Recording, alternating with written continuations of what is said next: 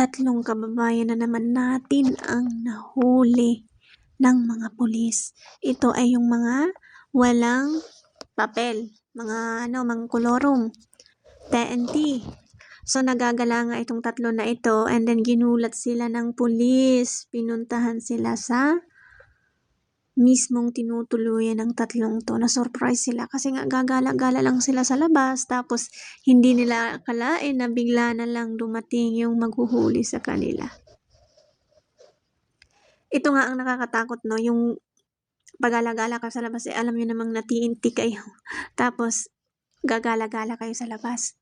Ito yung mga tumakas sa kanilang amo or na-expire na hindi na rin nyo. Kaya nakakaawa din, no? Kasi ang iba kasi tumatakas sa amo nila and then naghahanap ng trabaho dito sa abroad kasi nga kailangan din nila ng pera. Kaya hindi agad-agad sila nakakauwi sa kanila. Kaya yung mga ID nila hindi na halos marinyo-rinyo.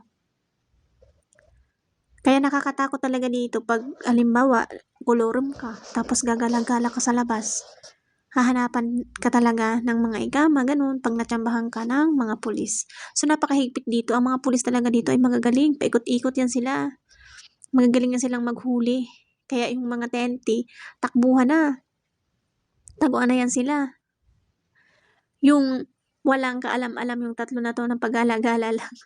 Tapos sinusundo na sila. Diba?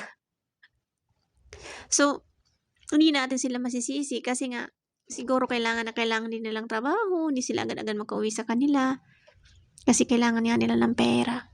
So, napakahirap talaga dito sa abroad. So, siguro uwi na lang sila para sa kanilang safety rin kasi hindi naman sila tatanggapin dito dahil TNT nga sila. Hindi sila bibigyan ng trabaho dito kasi ang lahat ng mga tao dito na nagtatrabaho galing sa iba't ibang bansa ay mga paper, may mga papilyan sila and then kompleto ang mga ID, lahat-lahat nare-renew kada taon. So, kawawa.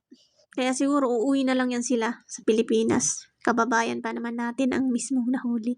Hindi lang sila ang mga ganyan TNT. Halos marami ang iba nga tumatanda na patago-tago lang sila. Ganyan. Sa kalsada, kung saan-saan, pag nandiyan ang pulis, tatago na lang sila para hindi sila mahuli.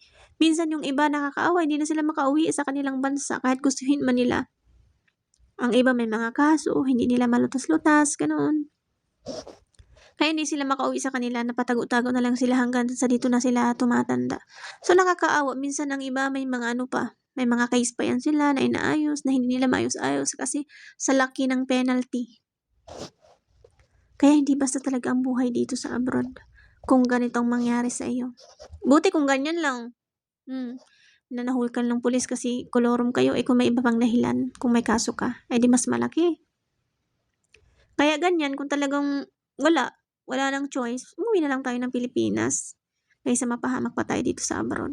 Doon na lang, kaya naman, kung talagang masipag ka, kakayanin, baka kaya naman yun. Diba? Kaysa maging ganyan pa ang mangyari sa iyo.